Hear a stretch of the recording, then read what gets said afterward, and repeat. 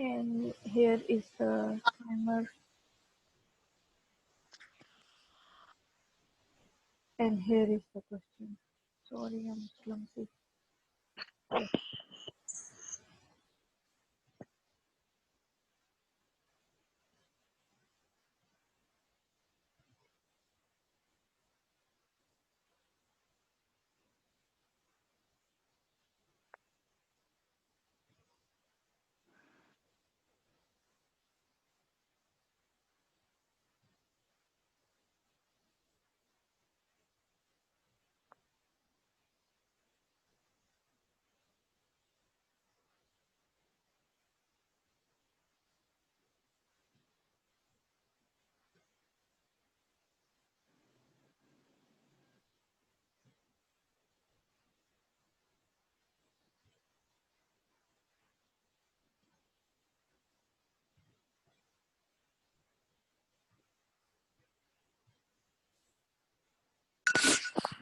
So if you have read and understood, kindly begin your history taking.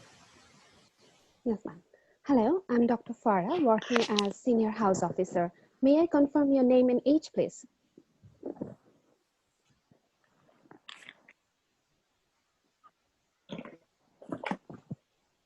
Hello? Right. Yes, can you present yourself? Consider patient is in ICU.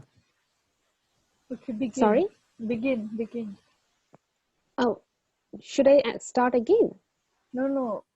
He said, consider patient is in ICU. Maybe she is having network problem. We've already No, lost. I'm here. I'm hearing you. I said hi. Yeah, you just present your age. Yeah, 64. Yes, I'm 64 years old. May I'm 64 years old. may I know your name, please? Sorry. My name is John, 64 years old. Good. Oh, thank you. How can I help you today? So, doctor, I've been having this tummy pain for some time now. And For how many days? for the past 2 days. Okay. And it's been on and off for.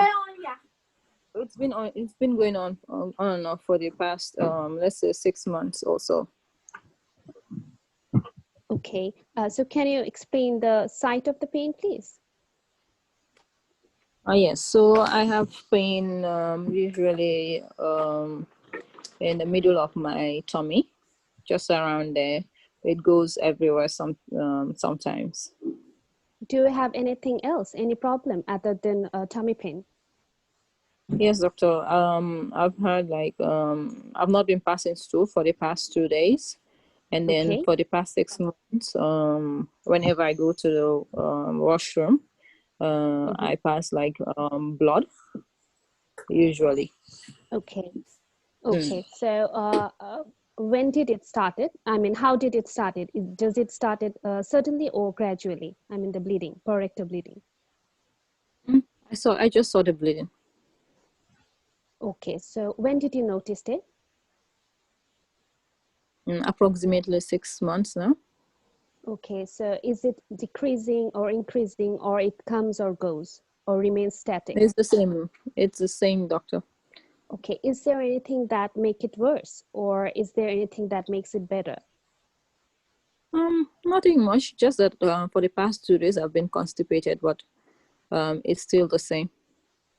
Okay, so can you tell me about the color of the blood? Is it blood dark or bright? It's been bright. Okay, so can you tell me about the amount of the blood? Is it in the amount of like teaspoon, or is it comes at a streaks? Good. Yes, sometimes it comes as a streak. Sometimes it comes as, yeah. Okay, is the pain, bleeding is painful? No, it's not painful. It's not painful. So do you have any, so these constipation, did you have been facing these difficulties now, or your bowel habit was normal? My bowel habit was normal. This just started 2 days ago. Okay, so do you notice any abdominal tummy pain? Yes, You like have I said before, yes. okay. That's one of the complaints I have. Okay. So does it goes anywhere, or it remains in that side, middle of your tummy? Like I said, it goes somewhere else, just around, but not apart from. Yeah. Okay, can you tell me about the pain? How is it? Like cramping, dull aching, or excruciating? Yes, it's just cramping in nature most of the time. Cramping. Is there anything that makes the pain worse or better? Just with the constipation, it's been paining a lot. Okay, can you tell me about when the pain comes, or is it there all the time? No, it goes and comes. It's like really crampy. It goes and then comes. Okay, can you rate the pain like 1, 0 is 1 is the less pain and 10 being the worst? Can you rate it between 1 to 10? Let's say 5. Okay, so do you notice any mucus discharge during passing stool?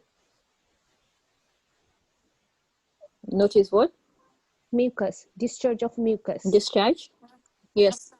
Yes, doctor. I've been having that. Okay, so do you have any loss of appetite? Yes, I've lost appetite. Okay, did you notice any weight loss? Yes, I've lost a lot of weight, about 10 pounds. Within 1 month? Last how many months? Within this recent weeks, like about 6 weeks now. Okay, recently 6 weeks. So do you have any back pain, joint pain, or joint swelling, or any change of the skin? I am no swelling, but I've been no joint pain or swelling, but I've been having back pain. But okay, so do you have any did you have any anal swelling? Do you notice any anal swelling or any discharge from there? No, doctor. Okay, so do you have you recently traveled anywhere outside the country? No. Okay. No, I've not traveled. Okay, do you notice any other side, any bleeding from any other side of your body? No. Do you have heartburn? Okay, do you have heartburn? No, no heartburn. Do you bleed out of vomiting? No, I've not been vomiting. Okay, so do you have any other medical illness? Any medical problems? Yes, I'm hypertensive and I've been on medication. Okay, do you take antihypertensive? Hello? Yes, I do. So I've been on medication. Do you have any allergy? Yes, I've been on medication. Yeah. Do you have any other allergy to any drugs? No allergies. Okay, so what do you do for a living? I've retired. Okay, who do you live with? I live with my wife. Okay, so do you face any difficulty in the stairs, like walking up the stairs? No, we live on the down floor. Okay, do you smoke? No stairs. Sorry? Yes. How many sticks yes, per I've day? smoked for 35 years. Okay, how many sticks per day? Used to be 20. Now it used to be 20, then 10, but now I take only 5 sticks per day.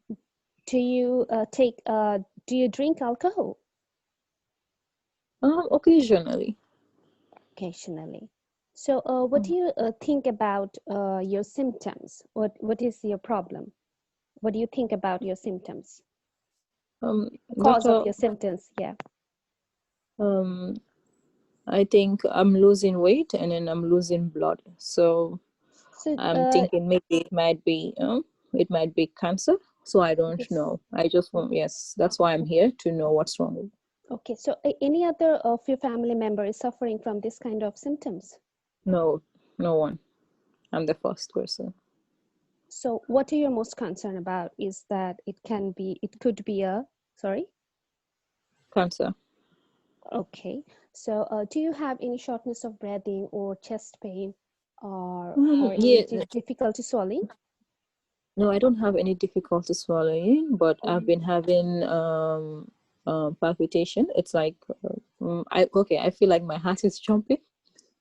Okay. So do you have any other thing, anything else to tell me about? Do you want to?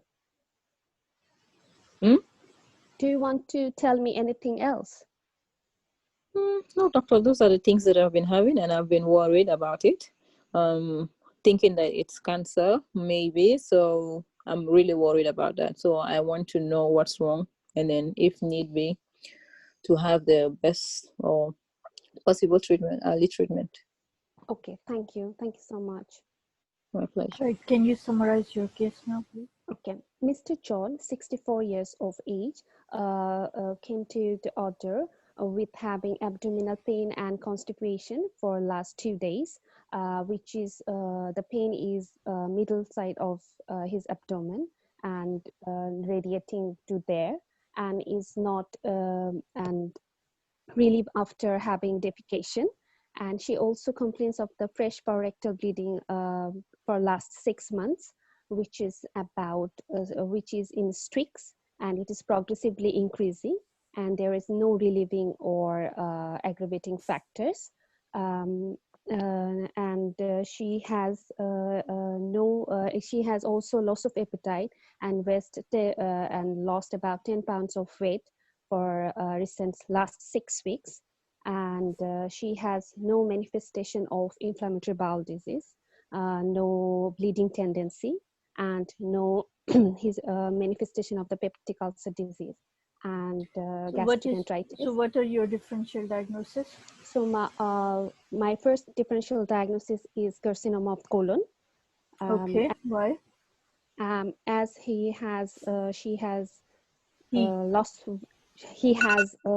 of weight loss, loss of appetite, and rectal bleeding, and constipation. Yeah, change of bowel habit. Okay, what is the most important investigation that you will think of carrying it out for this? For this patient, I will first carry out the colonoscopy with biopsy. Okay, why? Because to see whether there is any tumor present or not, and then histopathology. Yes. Any other investigations that you will consider? Yes, I will consider the full blood count first, the routine blood test to see whether there is any infection or anemia present or not. Then I will do the urea electrolyte to see is there any electrolyte imbalance present or not. Then I will check the liver function test and chest X-ray and the blood stool cultures. What should be the management for this patient?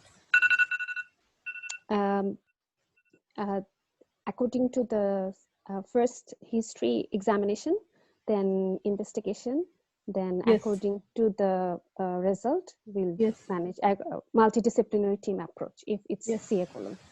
Good, thank you. Everything was good except for the time. You have kind of taken 3 minutes extra. That I could understand. There was like network problem, but but then you were asking very softly as well.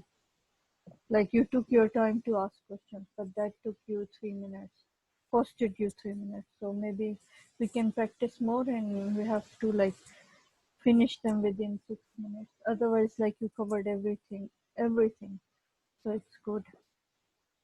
I guess I have to move faster. Okay, ma'am. Quickly. Thank you. And here is the question.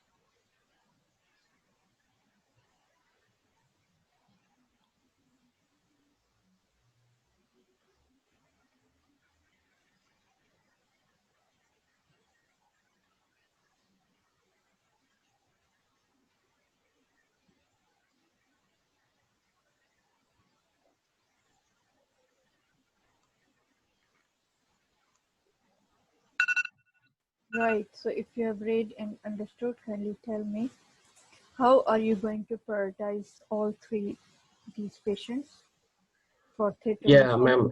At first, I'll take what listing paper and I Yes. will write down the listing according to the order. At first, I would go for strangulated inguinal hernia of a patient with COPD and pacemaker because, Why? ma'am, Yes. because it's a case of strangulation. There is a chance of tissue necrosis or damage, and also the patient has comorbidity with COPD and patient is on pacemaker also. And secondly, I would like to go for diverticular abscess first, but here the third patient is MRSA positive, and the patient has also atrial fibrillation and diabetes. And for the atrial fibrillation, we have the time limitation for this patient, like the blood coagulation, blood thinners, and also the patient is diabetic. I think the MRSA positive patient, though it's an infective case, we should go the second. And then the last one, diverticular abscess, allergic to penicillin and iodine, that should be go on the third. And after writing those, I'll just put my signature, my full name and date and time of the paper. Then I'll complete the listing. What do you understand by the term major procedures? They say major procedures should be considered first. Yes, the major procedures actually mean if there is any case of like abdominal aortic aneurysm repair or hemiarthroplasty, like the procedure which needs an open approach and also like more than 3 to 4 hours procedure, that is called major procedure. So this, and also the surgery for the cancer cancer patients, and that should go first because there if it goes first, there will be no chance of postponing that of OT due to the time straining. That should go first. Okay, how would you manage the patient managing the patient who takes warfarin going for the surgery? Okay, at first I would like to take consultation from the local policy, and also if possible from a hematologist or cardiologist. And basically, for if there is patient is having low risk or high risk, at first I would like to categorize themselves. Like if the patient is having atrial fibrillation and also patient is on warfarin, and that's why they have developed vascular problems, and that is being operated on, that patient should be in the high risk criteria. So for that patient, I have to stop the warfarin 5 days prior to operation. I would like to switch Right. to low molecular weight heparin.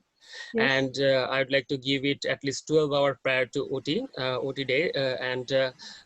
After the operation, when there is proper hemostasis is achieved and there will be no risk of bleeding diathesis, and I can start the low molecular weight heparin again. And when the patient is able to take oral feed, we can start the warfarin again.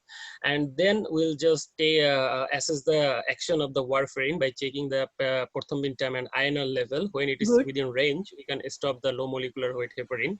But if it's a low risk patient, we can just stop the warfarin tablet at least 4 to 5 days prior to operation, and we can start it after the operation whenever the patient At what will level be able to. would you keep the INR? Ma'am, actually it's between 2 to 3, and on an average the mean level is 2.5. Yes. Okay. What are the general guidelines for diabetic patients? Because in your listing, you have preferred to keep it the last. Yes, ma'am. If the patient is having any kind of severe infection like MRSA infection, infectious case should go last, ma'am, actually. Yes, but I asked for the general recommendations for the diabetic patients. Oh, okay.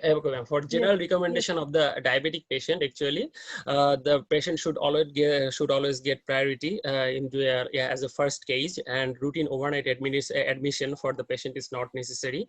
Patient should not miss more than one meal, more than one major meal. If the patient misses more than one major meal, he or she should be considered to give insulin infusion.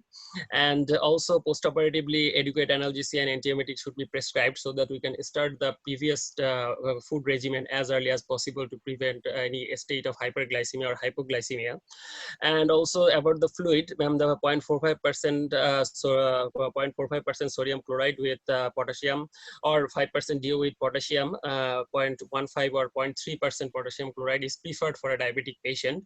And the blood glucose should be measured at least hourly perioperatively, and the targeted blood glucose should be maintained about 6 to 10 millimole per liter. And also the WHO checklist for the diabetic patient should be essentially recognized for this patient. Okay, good. Can you tell me about a national confidential inquiry into patient outcomes and death? How yes, this is categorized for emergency surgery? Yes, actually it's categorized according to the severity of the operation. Good. Like at first it may be the immediate, like within minutes the operation needs to be done. It's like simultaneous resuscitation and surgical intervention may be done, or maybe there may be the requirement of surgical intervention just following resuscitation. In this type of surgery, there may be ruptured abdominal aortic aneurysm or ruptured spleen that may be considered. So this is immediate and within minutes. And then urgent, that is within hours, like within 4 to 6 hours, there is deterioration of condition that may endanger life, like in case of acute appendicitis or not perforated.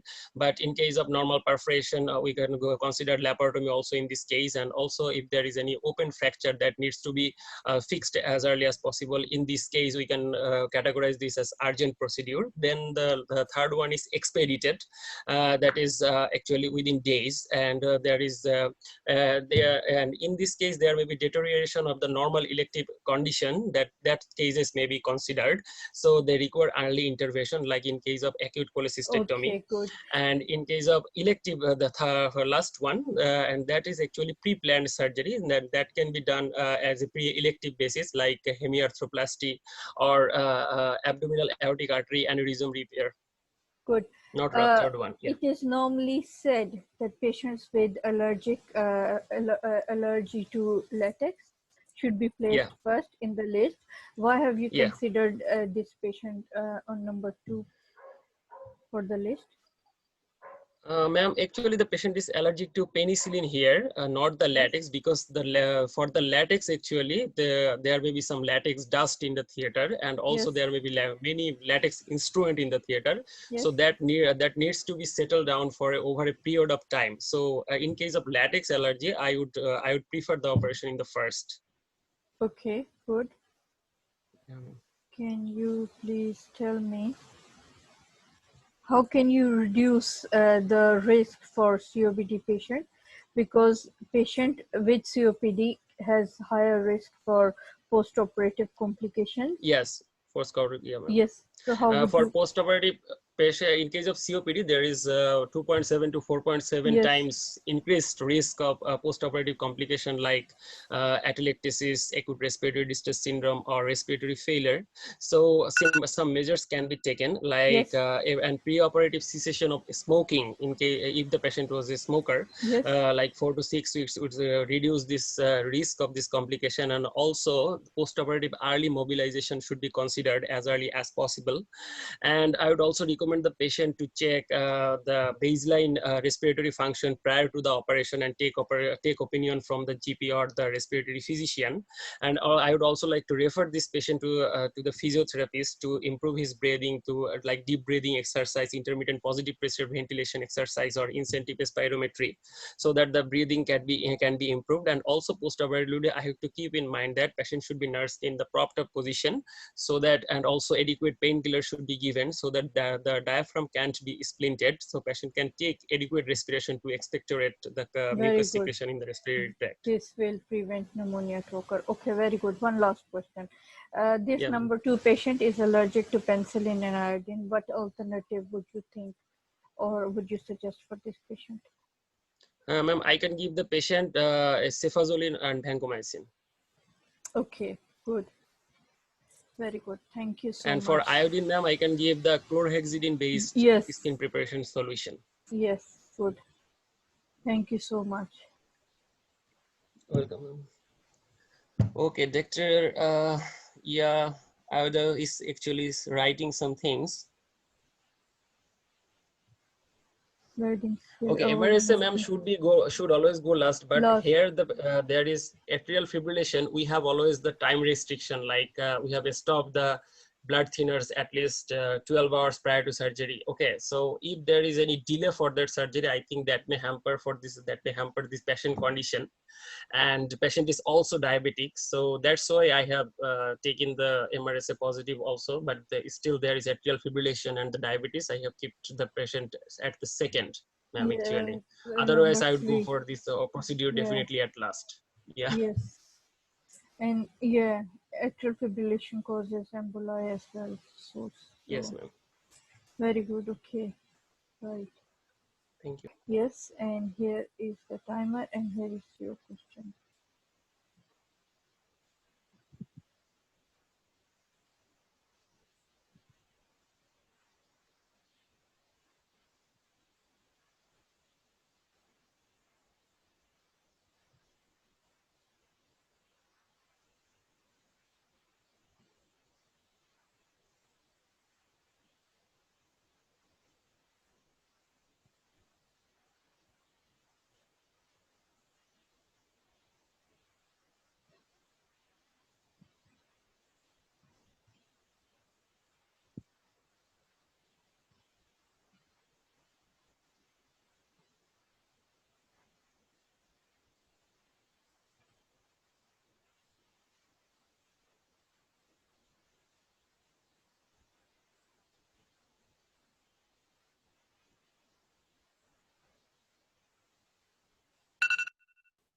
Right, so if you have read and understood, kindly please tell me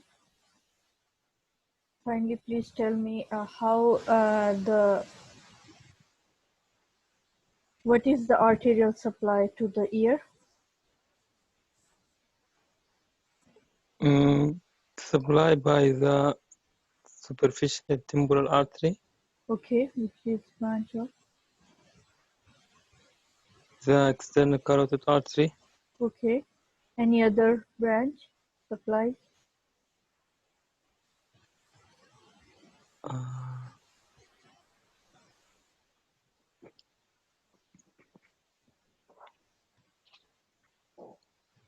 Yes? No? Okay, first we'll do the identifications. Can you tell me what are you looking at?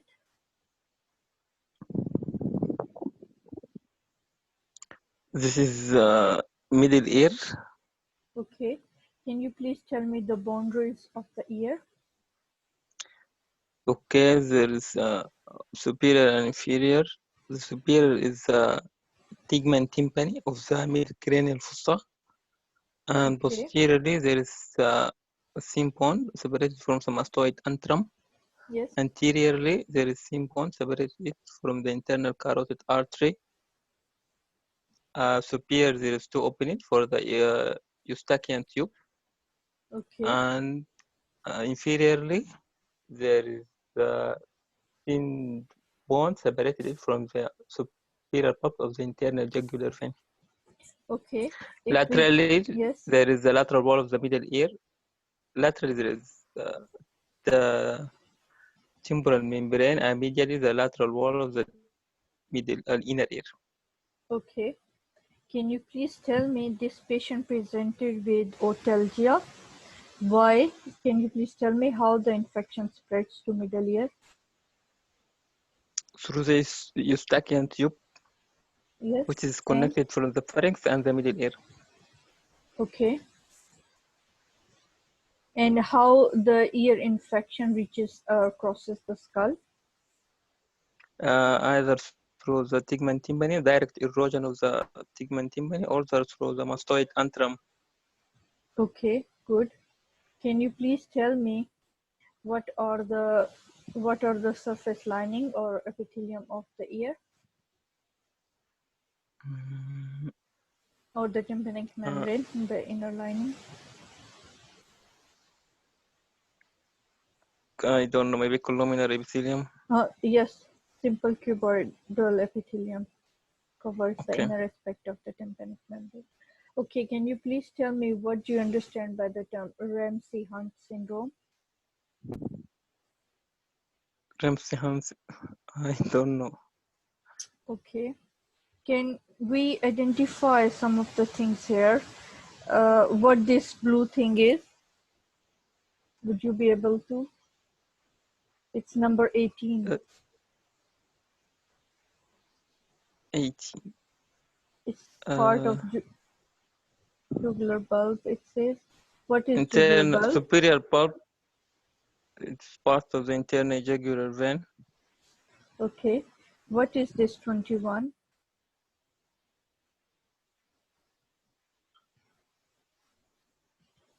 Where is it? Okay. On here above, you're looking at something 13 and EAM. Can you tell what that is? 13? Yes. Here on the top. There is internal acoustic meatus. Okay.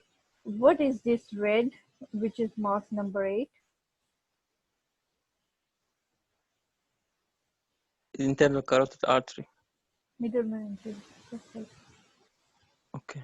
Okay, and number 17 is also a little bit red. Where is it? Yes, here. Okay, here, 17. Can you please tell what that is? This is carotid canal. Okay, and what is this 2? Anterior part of semicircular canal. Can you please tell me how the sound is created? It is through the 3 ossicle bones. Yes. The 3 is called oscillation bone. Yes.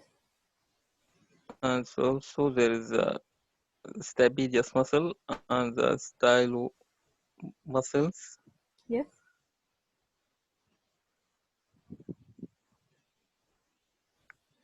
Okay. Can you please tell me how the circulation of CSF takes place? From where they are formed and how they are circulated? From the lateral ventricle. Yes. Through pass through the third ventricle. Yes. And then through the foramen third ventricle of Mayenda of the foramen. Yeah. Then pass through the spinal cord. Okay, can you please tell me what is cavernous sinus? This is our sinus on the either side of the sella tortica. Yes. There are drains veins from the superficial ophthalmic vein and the facial veins from the dangerous area of the face. Can you please yes? Can you please tell me how cavernous sinus thrombosis occurs? So occurs through the infections either from the dangerous area of the face, because from the facial vein or superior ophthalmic vein, as they are valveless. The spread of the infection is the cavernous sinus. Okay. Can you please tell me how I've forgotten the question. Yes, please. How circle of Willis is formed? Sorry? How circle of Willis is formed? What is the arterial supply of the brain? Circle of Willis is from the posterior internal carotid artery. Yes. And vertebral arteries. They're from the basilar artery, and those are the anterior cerebral artery and the middle cerebral artery. Okay, not quite, but you have to learn this. Even the CSF flow, I can't understand. Right. Okay, when there is obstruction in the CSF flow, where does it take place? Can either through the obstruction of the urine hydrocephalus. Okay, but there's a point, yes. foramen of the Monroe. Yeah, aqueduct of Sylvia mostly. Okay, can you please tell me what is Arnold malformation? This is herniation of the brainstem through the foramen magnum due to increase in intracranial pressure. Yes, good. What is meningioma? This is benign tumor of the meninges. Okay. What structures it normally compresses? Superior sagittal sinus. Yes. And patient will present by? Symptom of increased intracranial pressure. And monoparesis of the contralateral lower limb. Presentation, you know, of the patient. Okay. Yes. All right. What is tantrum cerebelli? This is our dural fault of the falx cerebelli. Can you please tell me the attachments of it?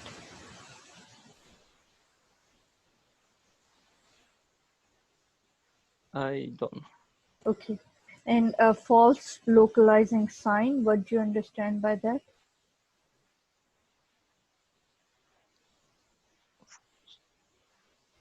I don't remember. Yes, you can revise all this. Thank you. And maybe I was hard. But then I thought, okay, ear should be covered with your revision. Thank you. Starting the timer. And here is the question. Once you've read this, tell me, I'll move on. Nothing much, we'll move on.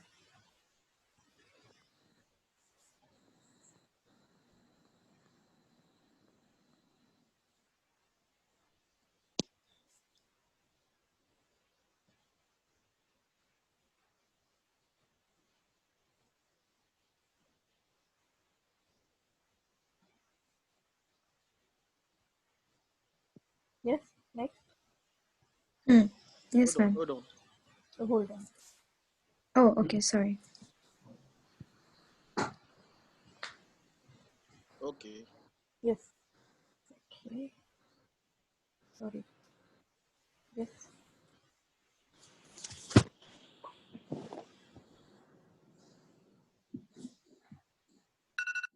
Doesn't matter. Take 1 minute more.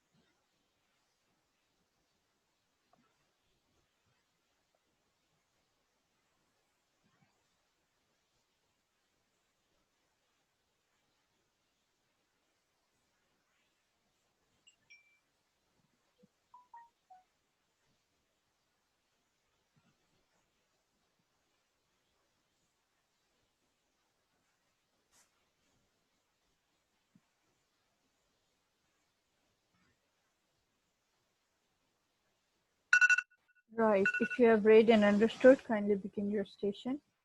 Yes. Okay. So I will die the phone. Hello. Good evening. Hello. Good evening. Yeah. Am I calling the trauma consultant, please? All right. So yeah. Okay. Is this a good time to talk? Yes, doctor. Go ahead. Okay. So I'm calling to inform you about a patient, a 20-year-old with a trauma patient. So we have developed a postlet foot and pale foot. So basically, the patient was brought in. He had a road traffic accident, hit and run, and he also had a open tubulofibular fracture with a gross soilage. And also on examination, ultrasound examination, we noticed there is presence of intra-abdominal fluid collection. And now he also had a cold extremity and pulseless and a pale extremity also with pain. Okay. So how do you plan to manage this patient, doctor? Yeah, first of all, I would like to manage this patient according to ATLS protocol. So ABCD protocol. So to stabilize the patient, although the patient is stable now. So after that, after the ABCD protocol, then we would like to give fluid resuscitation. And after fluid resuscitation, I would like to go straight to the fracture to stabilize the fracture, to reduce and immobilize, and also to make sure we clean any form of soilage and do the wound debridement. And also, we would like to scan, before that we can scan the area to know that, to know the extent of the soilage. And also, we would like to give the patient to know the status of the tetanus vaccine and to give tetanus vaccine at the same time. So I would like you to come for a consult so that we can further manage on this patient. Okay, so have you seen the patient? Is the patient wearing a cervical collar? I don't know. So I would like, I will check that for you and I'll get back to you after that. All right. What will you do about his wound? Yeah, okay. For his wound, like I said, I would like to debride the wound thoroughly and at the same time, reduce any fracture and immobilize the fracture. And also like give tetanus. Yeah. All right. What about the blood? What blood investigations would you suggest for this patient? Okay, so for this patient, of course, I have to run a baseline blood analysis. I would like to do blood grouping and group and safe blood matching in case of bleeding. Then I would also like to check for level of if there's any presence of hyperkalemia, which may suggest compartment syndrome, or any form of renal function test, which may suggest acute renal failure. Okay. Why are you calling me now? Yeah, because the patient must have developed acute blood loss to the limb, so which may need urgent attention. So, and also I would like to do arterial duplex ultrasound, both arterial and venous duplex of the leg, so to be sure, of the extent of acute blood loss to the limb. Okay, so who would you like to involve? Yeah, in this case, first I would like to involve a vascular surgeon due to the pulseless, which is very urgent right now. So also, I would like to inform a trauma specialist and also a general surgeon because of the abdominal distension and the presence of fluid, and and a plastic surgeon will come later. Okay, why would you want to involve a plastic surgeon?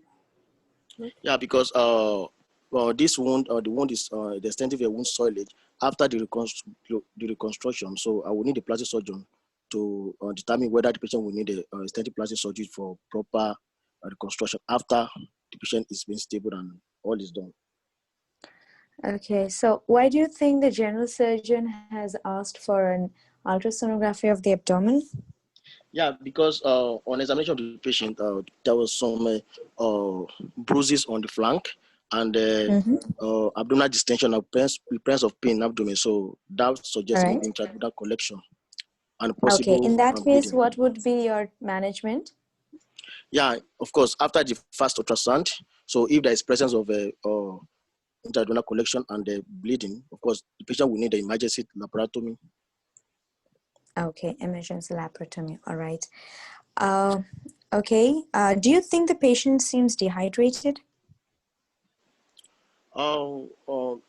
Currently, the patient is hemodynamically stable, so and there is no sign of dehydration. However, I'm going to continually assessing the patient to be sure that the patient is stable, and should in case the patient develop any sign of dehydration, we're going to treat accordingly. Okay. So, could you tell me what are the other causes of pulseless foot are you thinking for this patient? Yeah, for this patient, I'm thinking of one maybe acute limb ischemia due to secondary to the fracture, which might have compromised the blood supply.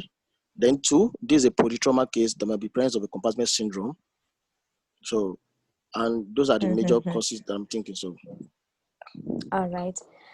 Okay, then, doctor, you could send the patient, right, and keep me updated. okay. Could you please summarize what you would like to do?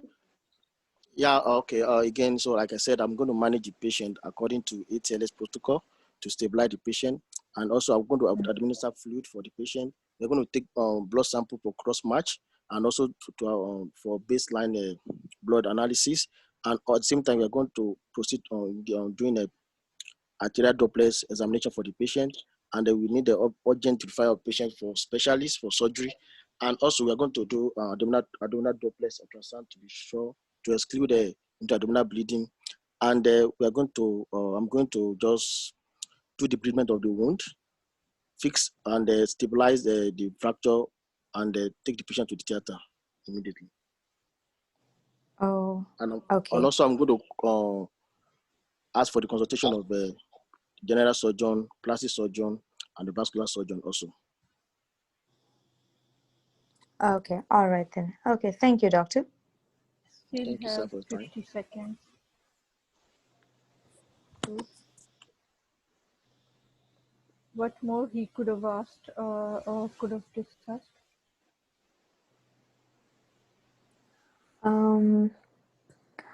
Okay, why do you want to do external fixation for this patient?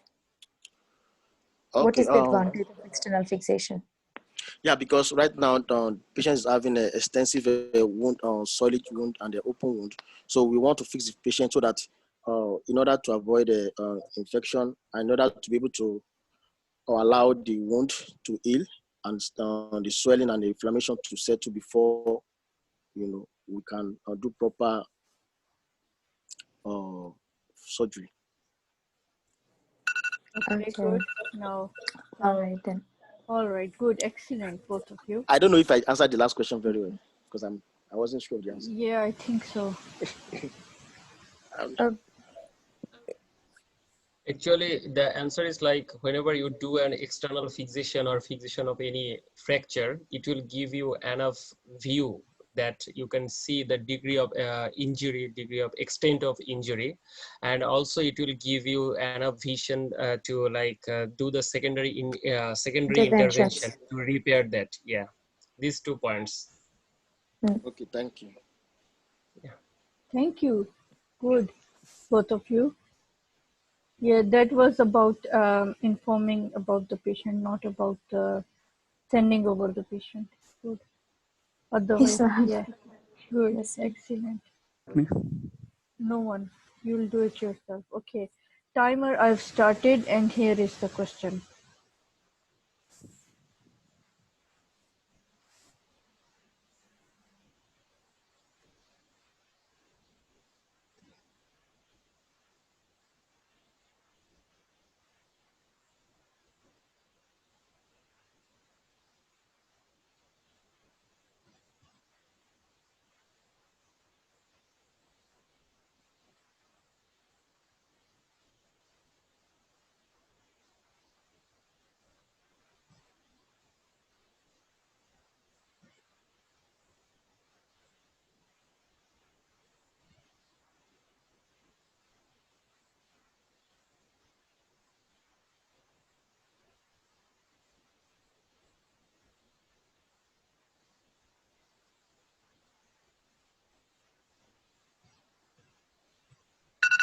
Okay, if you have read and understood, can you begin your examination?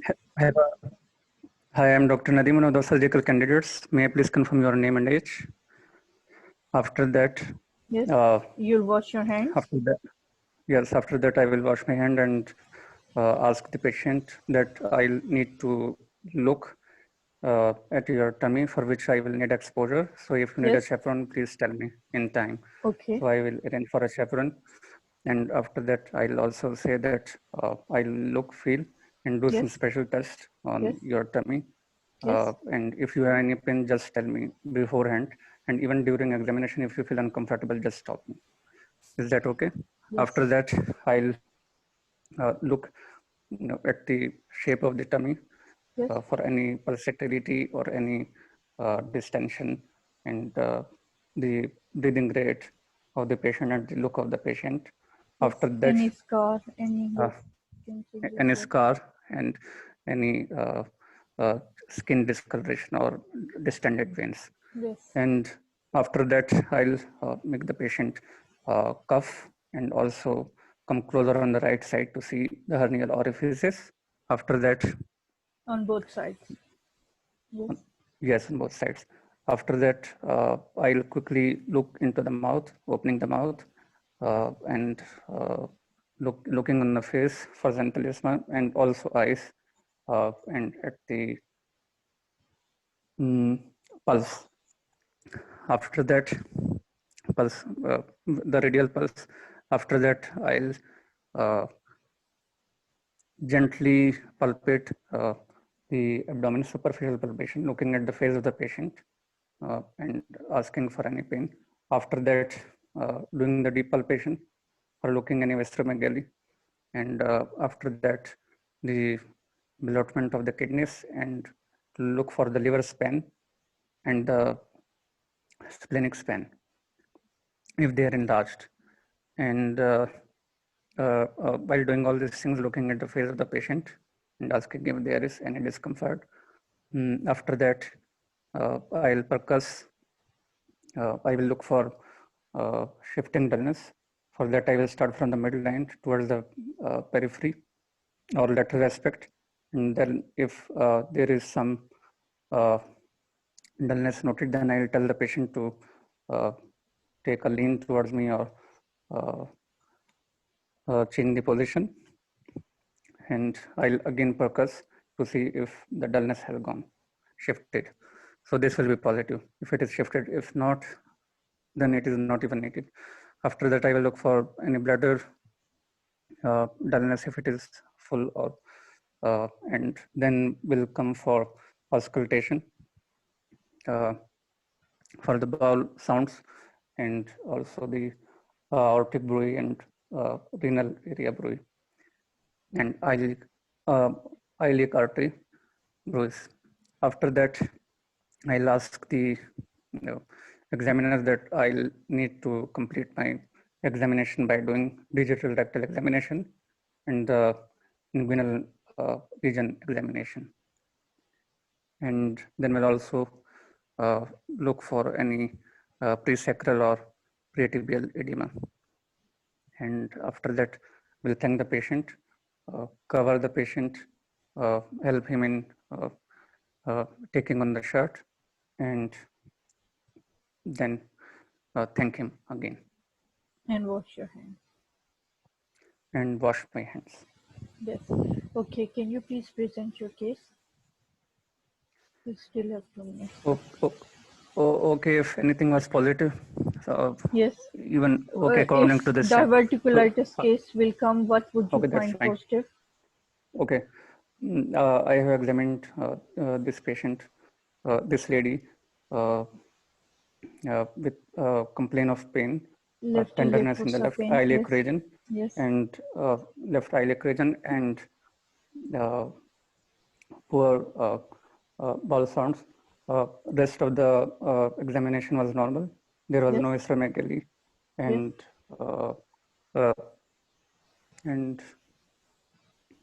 well, and you will not do the deep palpation of left iliac fossa since patient has pain? Yes, due to pain. Yes. So, and rest I'll tell about the vitals. If, so what are your differential diagnosis for this patient? So it will be diverticulitis, diverticular abscess, perforated bowel, colonic cancer. Yes, and since it's a female, so constipation, ureteric colic, and diverticulosis. Yes. So all these things. All right. How do you consider to manage this patient? So I will follow, if the patient is in critical situation, I will follow the CRIS protocol, looking for the airway breathing circulation.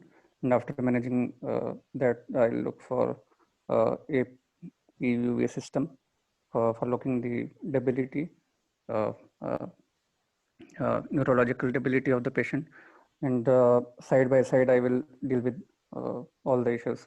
If there is problem with breathing, I will commence on non-rebreathable mask of oxygen and increase the liters from 5 to 10 or 15 if needed. She's stable otherwise. Yes. Yes. Okay. Okay. Fine. So here I'll. So you go have for to tell me the management according to the scenario given. Sorry. Okay. Baseline investigation, yes. CBC, serum electrolytes, renal function test, coagulation profile, cross-matching blood grouping, CRP, and LFTs. Then going for radiological investigations, ultrasound, and if needed, CT scan. Okay, what should be the CT scan with treatment oral of? contrast. What should be the treatment for this patient? So it will depend upon the staging of the diverticular disease. If it is perforated, if it is Yes. stage 1, 2, in which there is local abscess formation, yes, then we can either go for open surgery or for percutaneous drainage under okay. intervention Would you radiologist guidance. consider And to give any antibiotic to the patient? yes, antibiotics will be given. For example, and what kind of blood antibiotic? cultures will also be sent. Yes. Antibiotics, gram positive, gram negative. For that, we will give gentamicin, clindamycin, and if patient does not show any response to antibiotic, what would you do next? Then we can go for laparotomy and to do toileting of the intraperitoneal contents. And if needed, then we can also bring the stoma out and with delayed repair later on. Would you consider any DVT prophylaxis for this patient or not? Yes. Yes, I'll consider if the BMI is increased and patient is immobile. It will depend upon the ASA scoring of the patient as well. Okay, good. Right. 1 second. Good. All right. You kind of jumped through the examination. I would want you to, because at the end you still had 2 minutes left. So I would request you to go back and read, and once you'll read, you'll know more small details. When you're explaining or narrating, you can add them into your description, and this will help you to consume all your 6 minutes. Otherwise, I don't think you didn't miss anything, but still it's better to consume all your time, you know. And if there is any extra, and then you have to consider, okay, what are the cases if you are given the choice to do abdominal examination? So in what conditions it will be normal abdominal examination, and only when you'll go for CRISP protocol. Can you tell me now? Okay. Well, if the patient is having difficulty breathing or in emergency situation like accident emergency. No. Well, in here case the patient of is stable. Post-op patient will be post-op. There'll be a bandage or. Yes, post-op. I'm sorry, yeah, post-op this patients. one is not a post-op patient. Yes. Yes, it is not post-op, and in some trauma cases, then ATLS protocol. Yes. No, that is different. I'm asking for examination. I'm talking about examination stations. There are only 2 examination stations in which you have to go for CRISP protocol. Post-operative. You are right. Post-operative. Which ones are those 2? One is for chest, Abdominal. pulmonary embolism, and Yes. which one is for abdomen? So in the pulmonary embolism, there will be calf pain or swelling of the calf and no Maybe I abdominal pain. cannot explain it to Dr. Nadeem. Can anyone help me?